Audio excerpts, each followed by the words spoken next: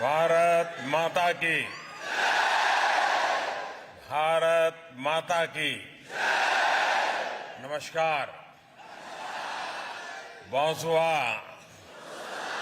वणक्कम, सत श्री अकाल, केम जो।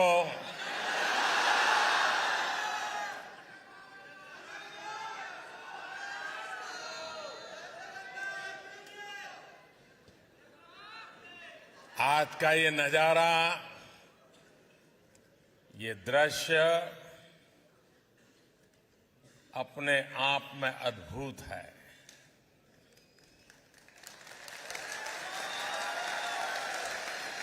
ये उत्साह अभूतपूर्व है और ये स्नेह आत्मीयता की अविरत धारा है। ये स्वागत उल्लास से भर देने वाला है।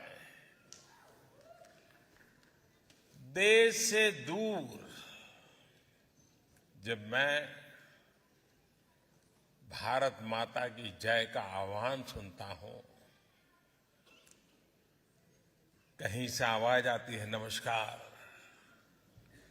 तो ऐसा लगता है जैसे घर आ गया हो।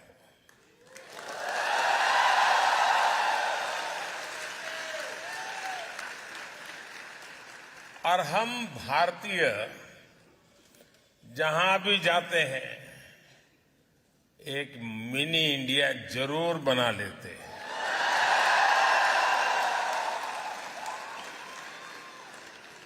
और मुझे आज बताया गया कि आज इस समारोह में बहुत लोग ऐसे हैं जो 11-11, 12-12 घंटे सफर करके यहां पहुंचे हैं।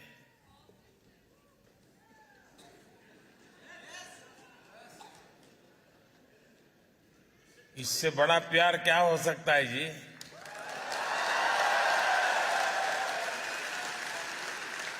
और हम जानते हैं कि टेक्नोलॉजी के जमाने में किसी के लिए भी घर बैठ करके मोबाइल फोन पर लाइव टेलीकास्ट सुनना कोई मुश्किल काम नहीं है। लेकिन उसके बावजूद भी इतनी बड़ी तादाद में इतने दूर से लोगों का आना, समय निकाल करके आना, और मेरे लिए तो ये एक बहुत बड़ा सौभाग्य का अवसर है कि मुझे आप सबके दर्शन करने का अवसर मिला है।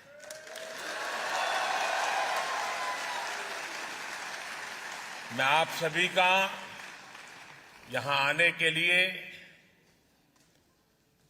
हृदय से बहुत बहुत आभार व्यक्त करता हूं।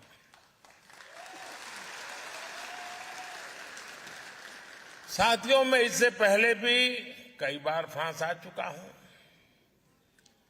लेकिन इस बार मेरा फ्रांस आना और भी विशेष है। कल फ्रांस का नेशनल डे है। मैं फ्रांस की जनता को बहुत बहुत बधाई देता हूं।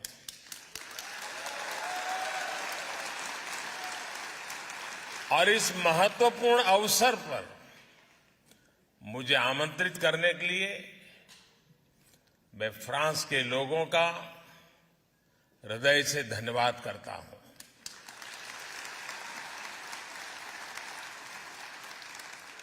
आज दिन में प्राइम मिनिस्टर एलिजाबेथ बोर्न मुझे एयरपोर्ट पर रिसीव करने आई थी।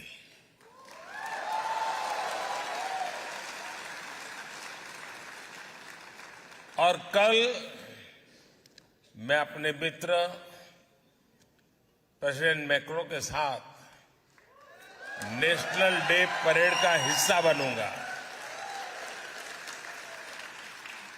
ये आत्मीयता सिर्फ दो देशों के नेताओं के बीच नहीं है, बल्कि ये भारत फ्रांस की अटूट दोस्ती का प्रतिबिंब है, रिफ्लेक्शन है।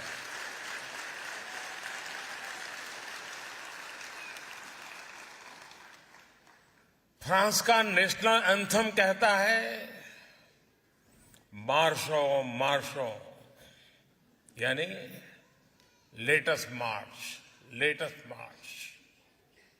हमारे यहां भी वैदिक काल से जो मंत्र हमें प्रेरणा देता रहा है वो है चरैवेति चरैवेति, यानी चलते रहिए, चलते रहिए, लेट्स मार्च, लेट्स मार्च। और यही भावना कल हमें नेशनल डे परेड में भी दिखाई देने वाली है। जल, थल, नभ में भारत की रक्षा करने वाली तीनों सेनाओं के जवान कल परेड में हिस्सा लेने वाले हैं।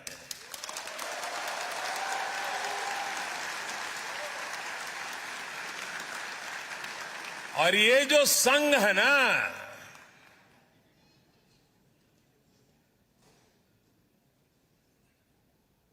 कुछ विशेष संघ है। संघ भी है, अलग अलग रंग भी है, और चारों तरफ उमंग भी है।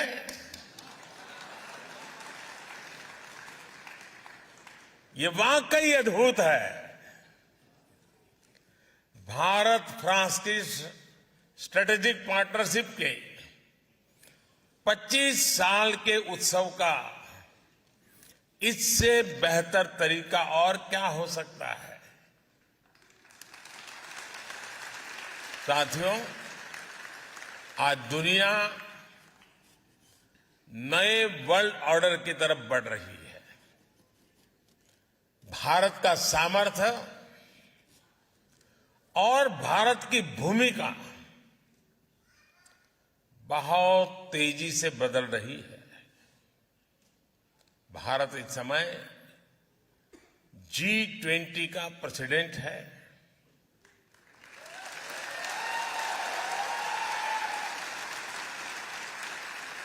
पहली बार किसी देश की प्रेसिडेंसी में ऐसा हो रहा है जब उस देश के कोने कोने में 200 से ज्यादा बैठकें हो रही है।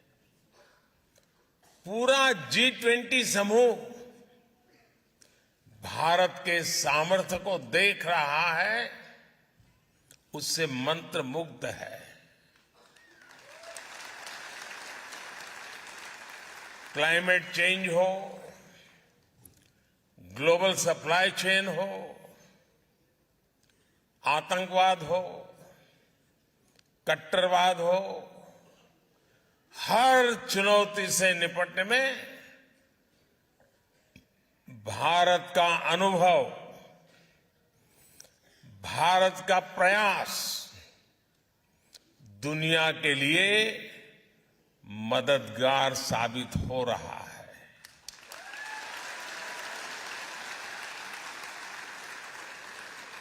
भारत कहता है, एकम सत विप्रा बहुधा वदंती, यानी सत्य एक ही है, उसको व्यक्त करने के तरीके अलग अलग हो सकते हैं। भारत कहता है, आत्मवत् सर्वभूतेषु, यानी जो करुणा, जो आत्मीयता हम अपने लिए दिखाते हैं, वही हमें दूसरों को भी दिखानी चाहिए। भारत कहता है, संगच्छध्वम संवदध्वम संवो मनांसि जानता, यानी हम सब एक साथ चले, एक साथ बोले, हमारे मन एक हो। और भारत कहता है, वसुधैव कुटुंबकम, यानी पूरा विश्व एक परिवार है। इसी भावना को लेकर हम एक बेहतर समाज, एक बेहतर दुनिया का निर्माण कर सकते हैं। इसी भावना के साथ भारत और फ्रांस 21वीं सदी की अनेक चुनौतियों से निपट रहे हैं। इसलिए इस अहम समय में फ्रांस भारत के बीच की स्ट्रेटेजिक पार्टनरशिप का महत्व और ज्यादा बढ़ गया है।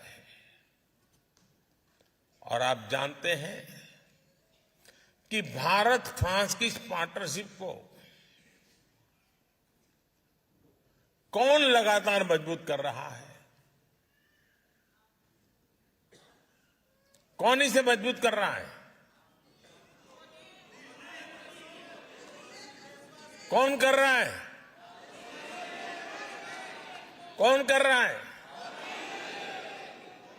कौन दोनों देशों के संबंधों को नया आयाम दे रहा है? आपका जवाब सही नहीं है। ये मोदी नहीं कर रहा है।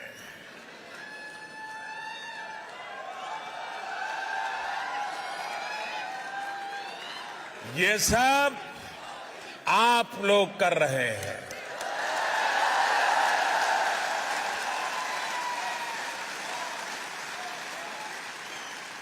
हमारा पीपल टू पीपल कनेक्ट दोनों देशों को लोगों के बीच आपसी विश्वास इस साझेदारी का सबसे मजबूत आधार है। यहां नमस्ते फ्रांस फेस्टिवल होता है तो भारत में लोग बॉन्सो इंडिया का आनंद उठाते हैं। हम दोनों देशों की हेरिटेज हो या हिस्ट्री, आर्ट हो या एस्थेटिक्स, क्राफ्ट हो या क्रिएटिविटी, कुजीन हो या कल्चर, फैशन हो या फिल्म, ये सब हमें जोड़ते हैं। ये सब हमें साथ लाते हैं। फ्रांस के फुटबॉलर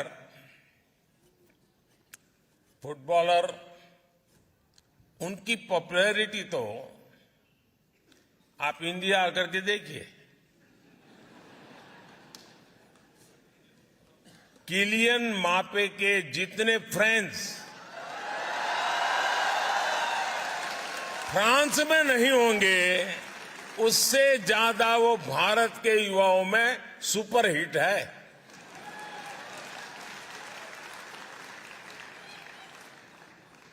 साथियों, मेरा खुद का व्यक्तिगत रूप से फ्रांस के प्रति लगाव बहुत पुराना रहा है और मैं उसे कभी भूल नहीं सकता। करीब करीब 40 साल पहले गुजरात में, अहमदाबाद में फ्रांस के एक कल्चरल सेंटर अलायंस फ्रांसे की शुरुआत हुई थी और भारत में फ्रांस के उस कल्चरल सेंटर का पहला मेंबर आज आपसे बात कर रहा है।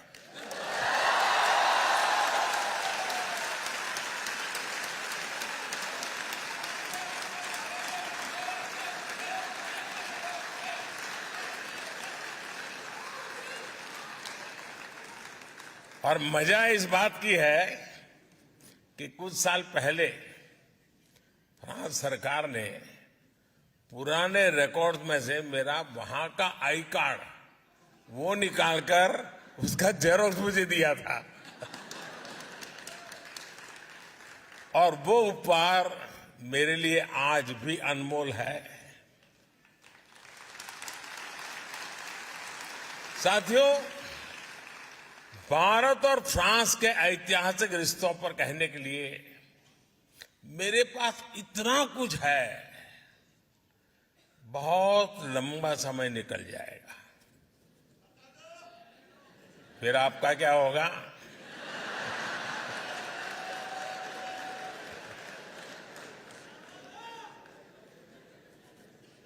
मैं जब 2015 में फ्रांस आया था, नौ शपेल गया था, तब मैंने वहां प्रथम विश्व युद्ध में शहीद हुए हजारों भारतीय सैनिकों को श्रद्धांजलि दी थी।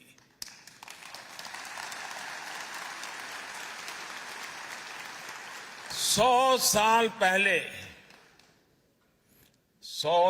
पहले ये भारतीय सैनिक फ्रांस के गौरव की रक्षा करते हुए, अपना कर्तव्य निभाते हुए फ्रांस की धरती पर शहीद हुए थे।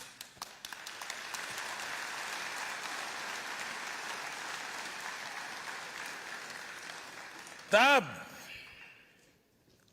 ये बड़ी इमोशनल पल है दोस्तों। तब जिन रेजिमेंट से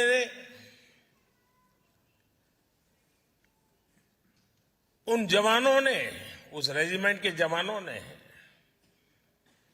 यहां युद्ध में हिस्सा लिया, उन्हीं में से एक पंजाब रेजिमेंट कल यहां नेशनल डे परेड में हिस्सा लेने जा रहे हैं।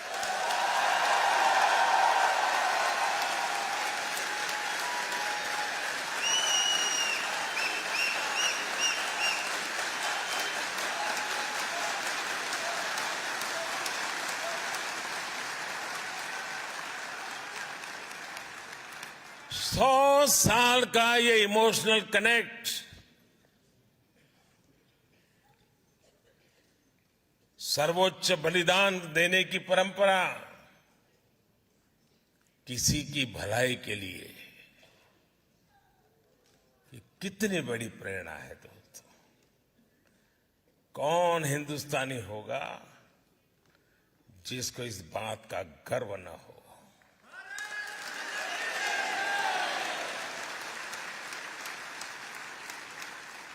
उस समय निभाए गए कर्तव्य को, समर्पण को इस धरती पर आज इतने गौरव से, सम्मान से याद किया जा रहा है। Thank you France.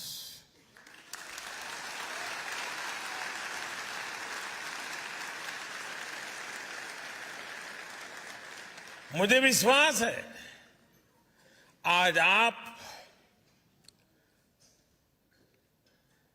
Bharat France के संबंधों को मजबूत बनाने के लिए जो कुछ कर रहे हैं, उस योगदान को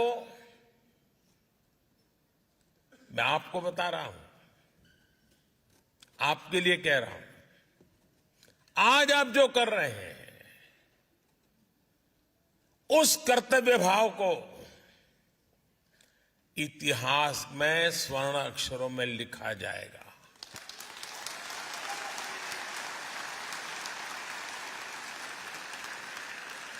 साथियों, फ्रांस का गौरवगान करते हुए महात्मा गांधी ने कहा था, लिबर्टी, इक्वलिटी एंड फ्रेटर्निटी। दुनिया को इन तीन शब्दों की शक्ति समझाने वाला देश फ्रांस है। यह महात्मा गांधी ने कहा था। जिस समय विश्व के अधिकांश देश भारत को सिर्फ आधिपत्य जमाने की दृष्टि से देखते थे, तब नोबेल पुरस्कार विजेता रोमा रोला ने कहा था, India is the mother of our civilization.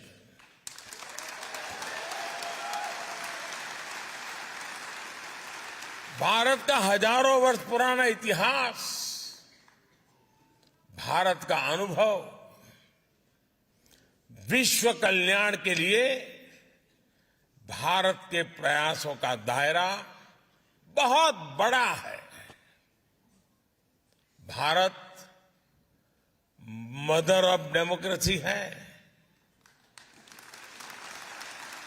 और भारत मॉडल ऑफ डायवर्सिटी भी है। ये हमारी बहुत बड़ी शक्ति है, बहुत बड़ी ताकत है। मैं आपको एक उदाहरण देता हूं, एक एग्जाम्पल देना चाहता हूं। साथियों, हमारे यहां कहावत है कि कोस कोस पर बदले पानी, 4 कोस पर वाणी। यानी हर कुछ दूरी पर भारत में पानी का स्वाद बदल जाता है और वाणी यानी लैंग्वेज भी बदल जाती है। भारत में 100 से ज्यादा भाषाएं हैं, 1000 से ज्यादा बोलियां हैं।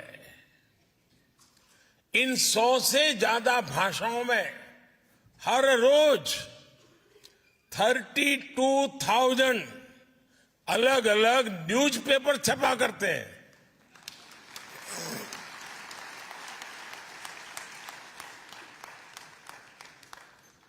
इन 100 से ज्यादा भाषाओं में 900 से ज्यादा न्यूज ब्रॉडकास्ट यानी चैनल्स पर, टीवी पर न्यूज ब्रॉडकास्ट होते हैं।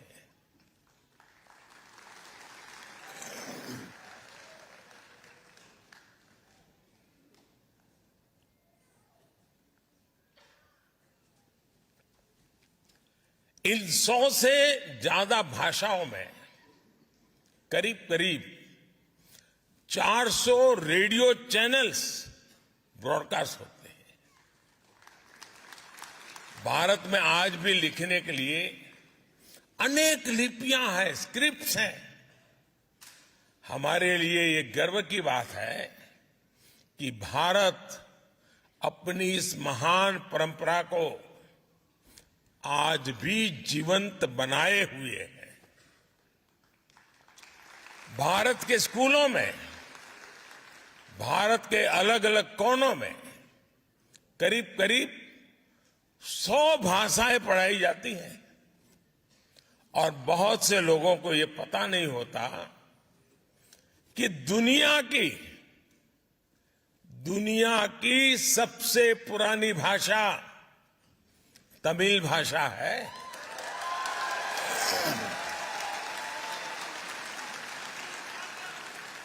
और इससे बड़ा गर्व क्या हो सकता है कि दुनिया की सबसे पुरानी तमिल भाषा भारत की भाषा है, हम भारतीयों की भाषा है।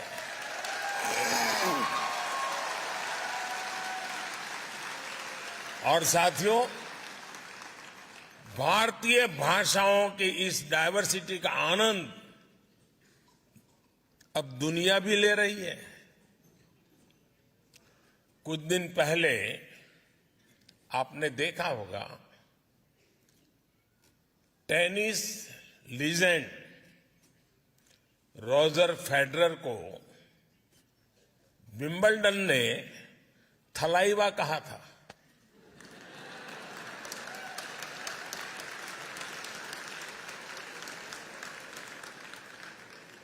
यही डायवर्सिटी हमारे लोकतंत्र की सबसे बड़ी ताकत है। आज इसी ताकत के दम पर हर भारतीय अपने सपने पूरे कर रहा है, देश और दुनिया को आगे बढ़ा रहा है।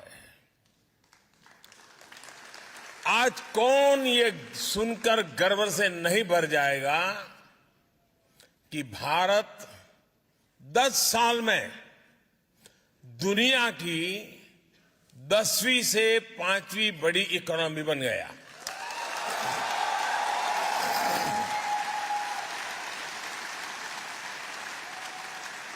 और ये गर्व सिर्फ भारतीयों को ही नहीं होता है।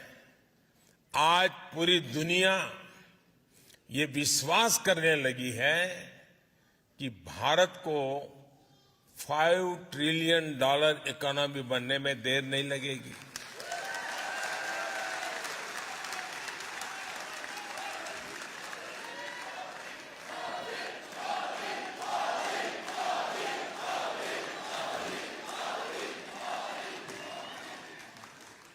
आपने हाल में आई यूएन की एक रिपोर्ट भी जरूर देखी होगी।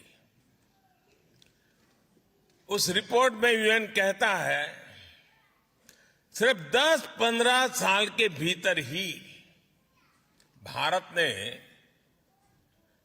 415 मिलियन यानी लगभग 42 करोड़ देशवासियों को 42 करोड़ देशवासियों को गरीबी रेखा से बाहर निकाला है।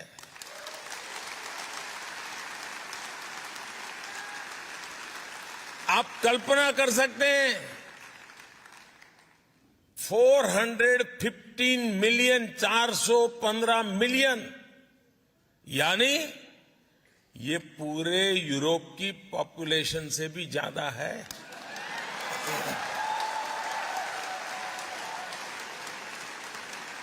ये पूरे अमेरिका की पॉपुलेशन से भी ज्यादा है। आईएमएफ की भी एक स्टडी कहती है कि भारत में एक्सट्रीम पॉवर्टी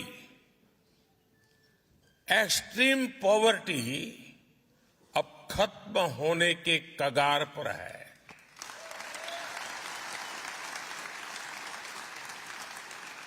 भारत जब इतना बड़ा काम करता है तो इसका फायदा सिर्फ हमें ही नहीं, सिर्फ भारत को ही फायदा होता है ऐसा नहीं, लेकिन पूरी मानवता को लाभ होता है। भारत के आगे बढ़ने से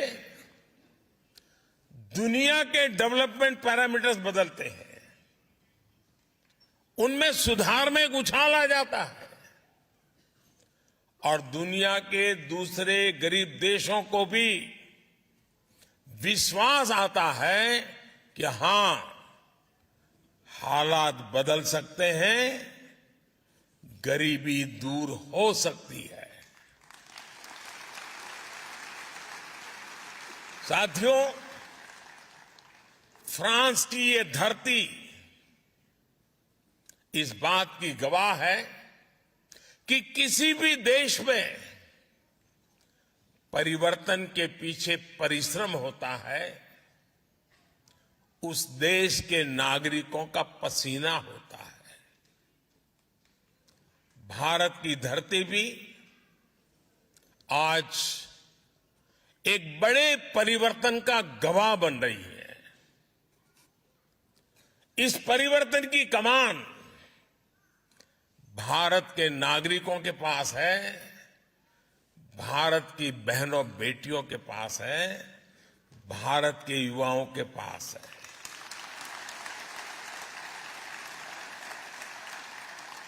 आज पूरा विश्व भारत के प्रति नई उम्मीद, नई आशा से भरा हुआ है।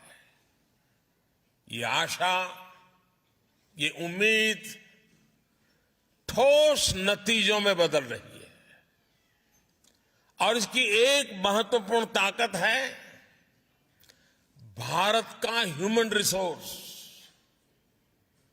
ये ह्यूमन रिसोर्स संकल्पों से भरा हुआ है।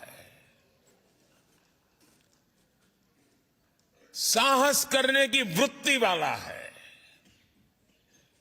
ये भारत की डेमोक्रेटिक वैल्यूज के साथ मानवता के कल्याण के लिए मजबूती से कदम आगे बढ़ा रहा है। साथियों, आज का भारत अपनी वर्तमान चुनौतियों, दशकों से चली आ रही समस्याओं, उनका स्थायी समाधान कर रहा है। भारत ठान के बैठा है कि ना कोई अपॉर्चुनिटी गंवाएंगे और ना ही एक पल का समय गंवाएंगे।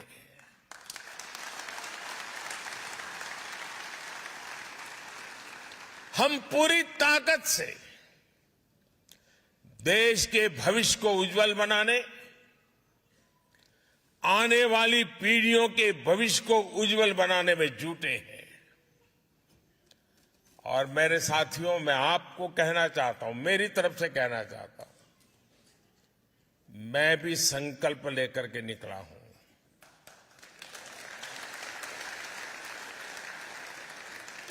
शरीर का कण कण और समय का पल पल सिर्फ और सिर्फ आप लोगों के लिए है, देशवासियों के लिए।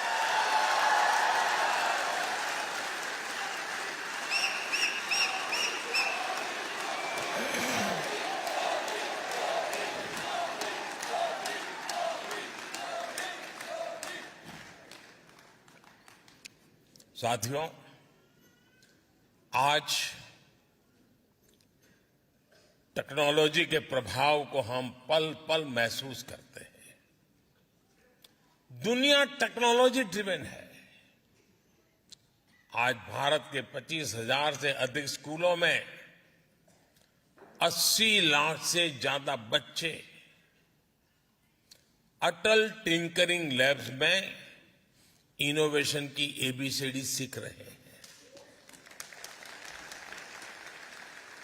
हमने 21वीं सदी की आधुनिक जरूरतों को देखते हुए नई नेशनल एजुकेशन पॉलिसी लागू की है। आज का भारत विमेन लेड डेवलपमेंट को आधार बनाकर आगे चल रहा है। और ऐसा नहीं है कि भारत में सिर्फ एक ट्राइबल विमेन, एक आदिवासी महिला भारत का प्रेसिडेंट के रूप में हम सबका मार्गदर्शन कर रही है। हमारा नेतृत्व कर रही है। आज भारत में लड़कियां भी हर सेक्टर में लीडरशिप की भूमिका में दिख रही है। हायर एजुकेशन में गर्ल्स एनरोलमेंट लगातार बढ़ रहा है। और मुझे खुशी है कि यहां नेशनल डे परेड में हिस्सा लेने आए दस्ते में कई विमेन ऑफिसर्स हैं, विमेन पायलट शामिल है।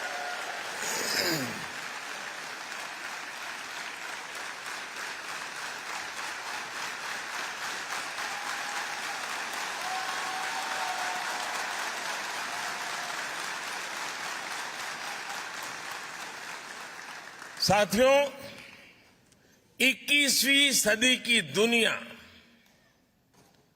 टेक्नोलॉजी और टैलेंट के दम पर ही आगे बढ़ेगी। भारत और फ्रांस के बीच साझेदारी का ये बहुत बड़ा आधार है। हमारा स्पेस प्रोग्राम इसका प्रमाण है। थुम्बा में जब साउडिंग रॉकेट स्टेशन के निर्माण की बात आई तो फ्रांस ही था जो मदद के लिए आगे आया। उसके बाद से हम दोनों देशों ने स्पेस सेक्टर में बहुत लंबा सफर तय किया है। आज हम एक दूसरे के सैटेलाइट्स लॉन्च कर रहे हैं और आपको खुशी होगी, अभी जब मैं आपसे बात कर रहा हूं तो भारत में चंद्रयान-3 की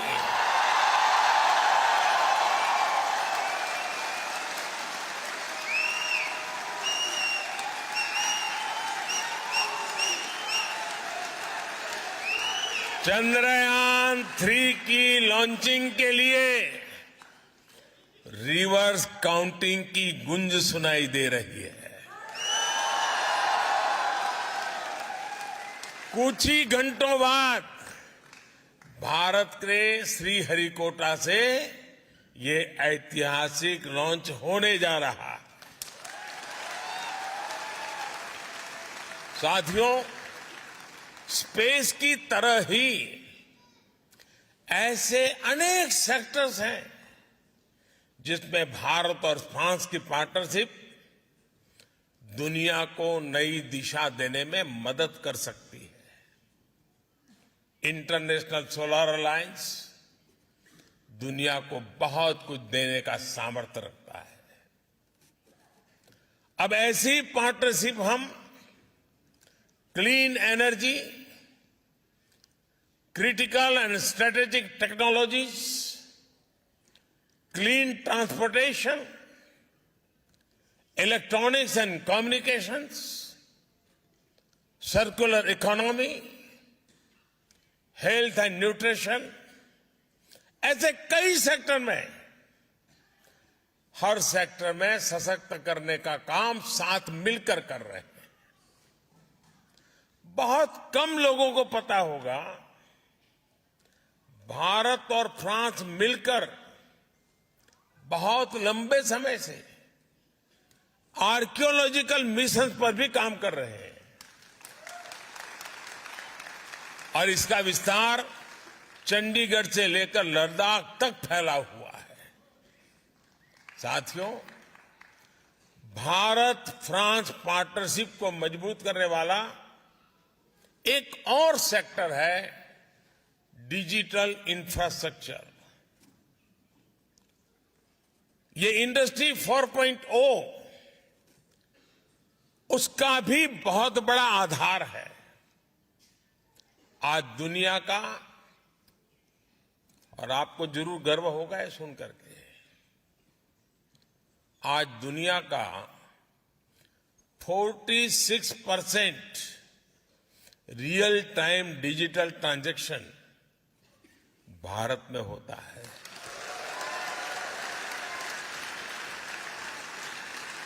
और मैं आपको भी चुनौती देता हूं कि अगली बार आप भारत में आए तो जेब में एक भी पैसा लिए बिना निकलिए घर से। खाली जेब, सिर्फ मोबाइल फोन पर यूपीआई ऐप को डाउनलोड करके रख लीजिए। आप पूरा हिंदुस्तान घूम करके आएंगे, एक नए पैसे कैश की जरूरत के बिना आप अपना गुजारा कर सकते हैं।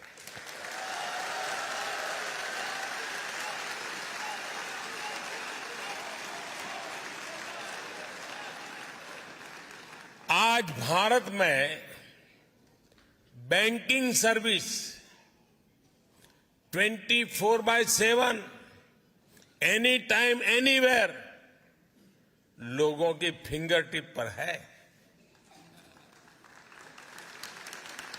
डायरेक्ट बेनिफिट ट्रांसफर गवर्नेंस का हिस्सा बन चुका है। भारत का यूपीआई हो या फिर दूसरे डिजिटल प्लेटफॉर्म्स, ये देश में बहुत बड़ा सोशल ट्रांसफॉर्मेशन लाए हैं।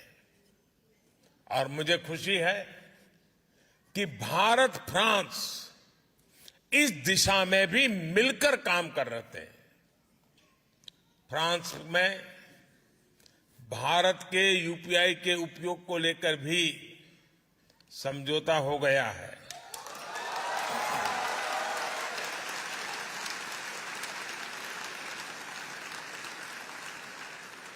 अब मैं तो समझौता करके चला जाऊंगा, आगे बढ़ाने का काम आपका है।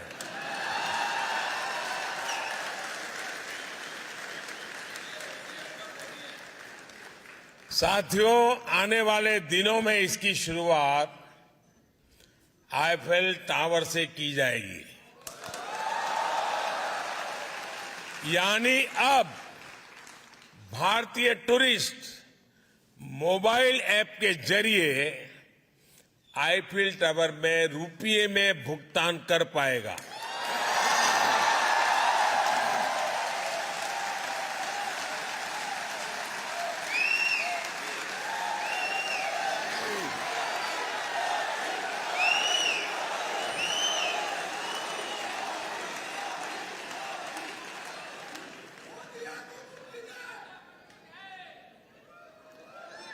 हाँ, मोदी है तो मुमकिन है, लेकिन आपकी आवाज ठीक नहीं कर सकता है।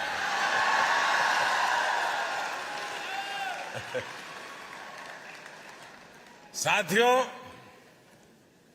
अब से कुछ देर बाद यहां, यानी कुछ हफ्ते महीने लग सकते हैं, यहां सरजी प्रीफेक्चर में भारत के महान संत तिरुवल्लुवर जी की प्रतिमा स्थापित की जा रही है।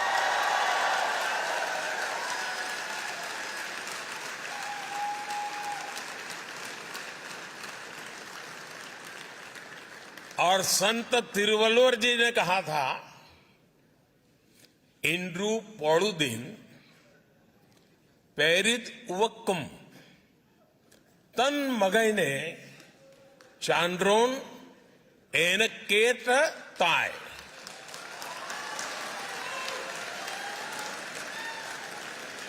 तमिल भाषी वाले मित्र तो समझ गए, लेकिन औरों को बताता हूं, इसका अर्थ बहुत ही मार्मिक है। और तिरुवल्लुवर जी ने सदियों पहले ये ज्ञान हमें दिया है। इसका मतलब है, जब एक मां अपनी संतान की प्रशंसा एक विद्वान के रूप में सुनती है, तो मां को इतना आनंद होता है, मां इतनी खुश होती है, जितना उसके जन्म के समय भी नहीं हुई थी। यानी संतान के जन्म पर जितनी खुशी हुई, उससे ज्यादा खुशी जनता की अपने संतान की सफलता पर होती है। मां के लिए कहा है। और इसलिए जब आप विदेश में नाम कमाते हैं, जब दुनिया आपकी प्रशंसा करती है, तो मां भारती को भी वैसी ही खुशी होती है।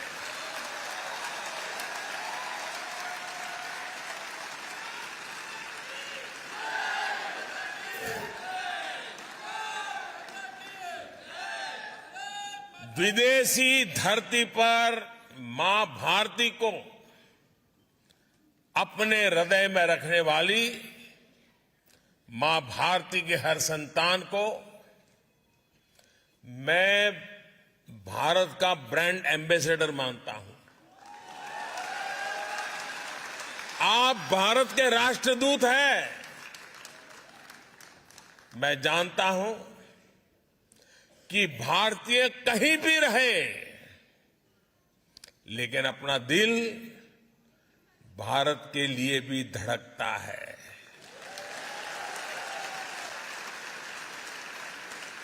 मैं अभी स्पेस की चर्चा कर रहा था और चिल्ला रहे थे आप लोग, चंद्रयान चंद्रयान चंद्रयान। मतलब आप है यहां, लेकिन दिल आपका चंद्रयान में लगा हुआ है।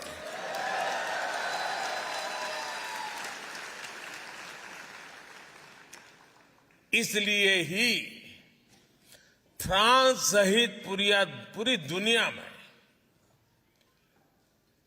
फैला हुआ हमारा जो इंडियन डायस्पोरा है,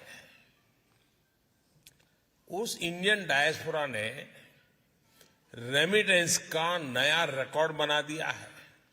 आप लोगों ने नया रिकॉर्ड बनाया है। बताऊं आपको? आपको पता नहीं है ना? हाँ। कोई बात नहीं, आपके पराक्रम के गीत भी मैं गाता रहता हूं।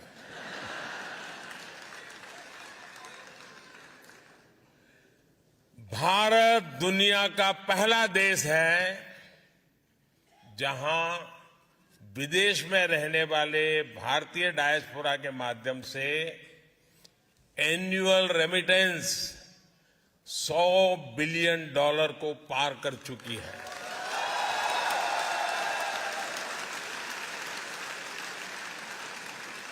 और खुशी की बात है कि आपका ये योगदान निरंतर बढ़ रहा है। लेकिन मेरा आपसे एक और आग्रह है। मैं आपसे आग्रह तो कर सकता हूं ना?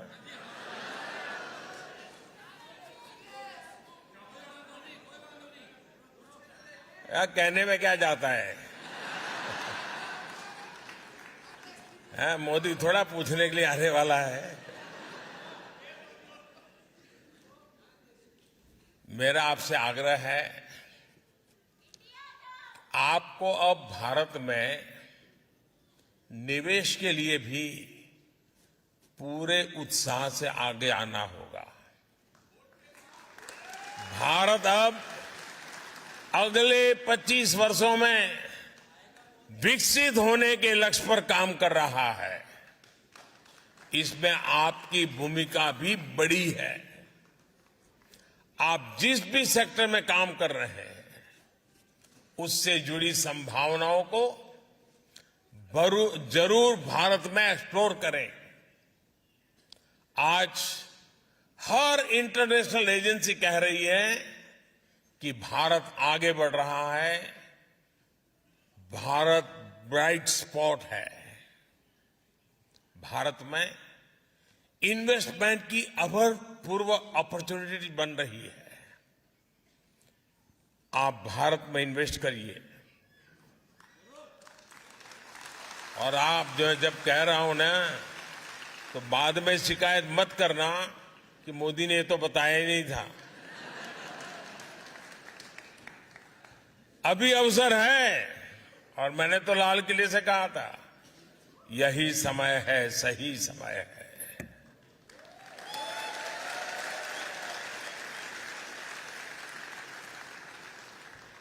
और जो पल जल्दी पहुंचेगा वो ज्यादा लाभ उठाएगा, जो देर से आएगा वो इंतजार करेगा। अब मौका लेना, कितना जल्दी लेना है, आप पर मैं छोड़ देता हूं। साथियों, इसलिए आइए और भारत में निवेश करिए। भारत सरकार विदेशों में बसे या काम कर रहे भारतीयों की सुविधा और सुरक्षा, इसके लिए भी पूरी तरह कमिटेड है। जंग का मैदान हो या फिर प्राकृतिक आपदा, भारत अपने नागरिकों को संकट में देखकर सबसे पहले एक्शन में आता है।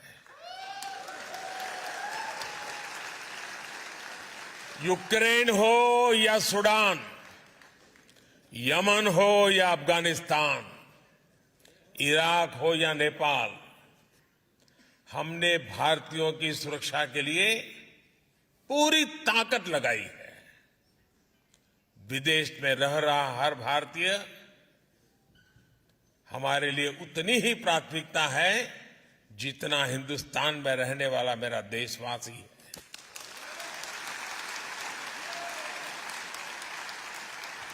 कुछ वर्ष पहले जब नीति आयोग बना तो हमने इंडियन डायस्पोरा के सामर्थ्य और योगदान को उचित स्थान दिया है। इसमें मुझे कहते हुए खुशी है कि कि रीयूनियन आइलैंड में ओसीआई कार्ड को लेकर जो दिक्कतें थी अब वो दूर हो गई है। अब वहां ओसीआई कार्ड इश्यू होने लग गए हैं। अब हम कोशिश कर रहे हैं कि मार्टिनिक और ग्वादेलूप में भी इसका समाधान निकाला जाए। साथियों, फ्रांस सहित अनेक देशों में अनेक साथी ऐसे हैं जो एकेडमिक से जुड़े हैं, रिसर्च से जुड़े हैं, टीचर है, प्रोफेसर्स हैं। मैं जब विदेश में ऐसे एकेडमिशियंस और प्रोफेशनल से मिलता हूं तो वो भी अक्सर कहते हैं कि उनके पास जो अनुभव है, ज्ञान है, एक्सपीरियंस है, उसे भारत के साथ कैसे जोड़ सकते हैं। और मैं आपको एक खुशखबरी देता हूं, इनकी इस इच्छा को भी हमने मान रखा है। ऐसे साथियों के लिए भारत के इंस्टीट्यूशंस में पढ़ाना अब आसान किया गया है।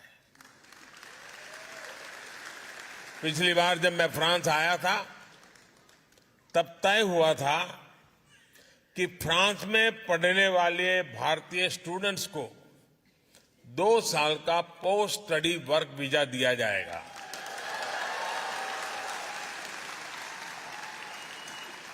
अब ये भी निर्णय लिया गया है कि फ्रांस में मास्टर्स करने वाले भारतीयों को 5 साल का long term post study visa दिया जाएगा।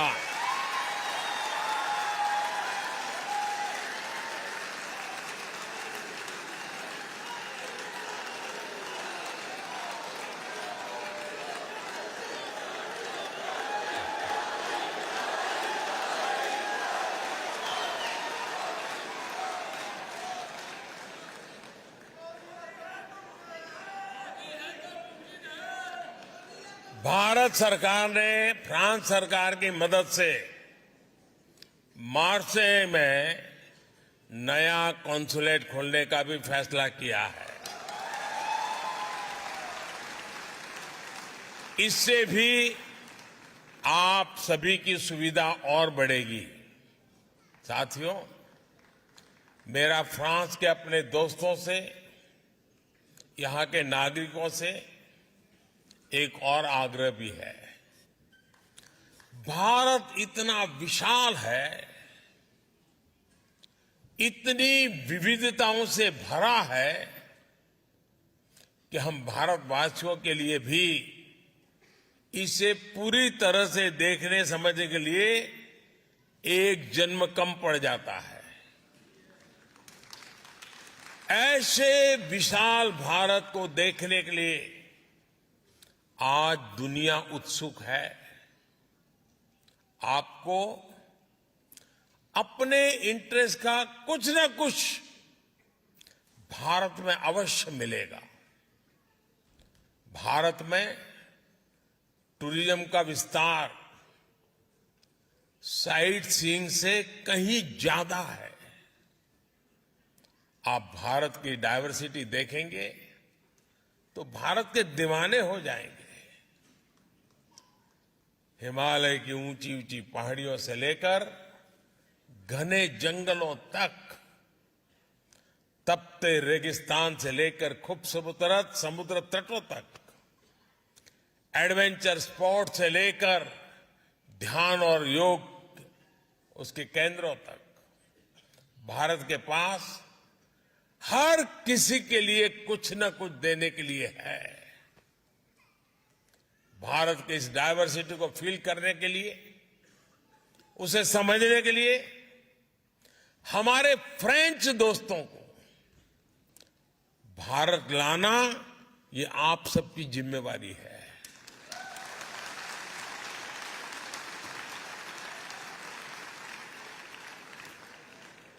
आप जितनी ज्यादा मदद उनकी करोगे वो ज्यादा आएंगे। मेरे भारत के आप मेरे भाई बहन, मेरे इंडियन डायस्पोरा इस काम को बखूबी कर सकते हैं।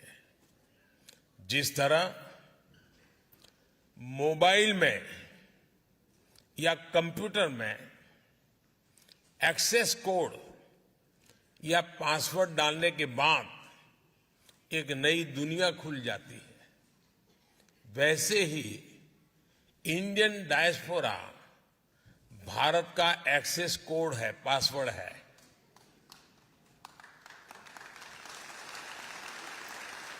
भारत में टूरिज्म बढ़े, इसे भी आप अपना मिशन बनाइए।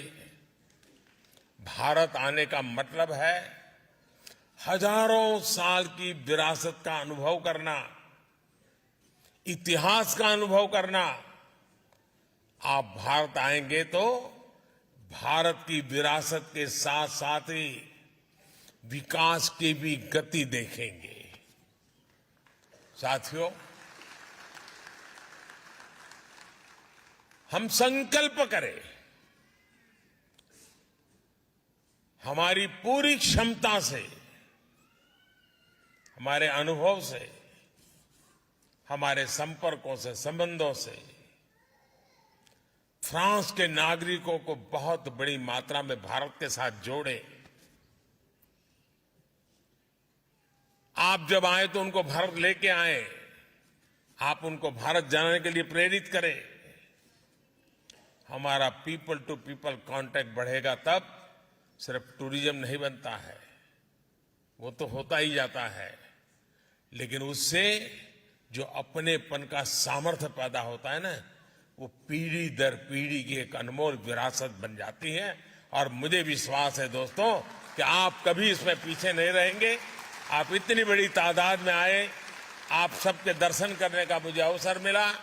मैं आपका हृदय से बहुत बहुत आभार व्यक्त करता हूं, बहुत बहुत धन्यवाद करता हूं। हमारे साथ बोलिए भारत माता की, भारत माता की, भारत माता की। धन्यवाद।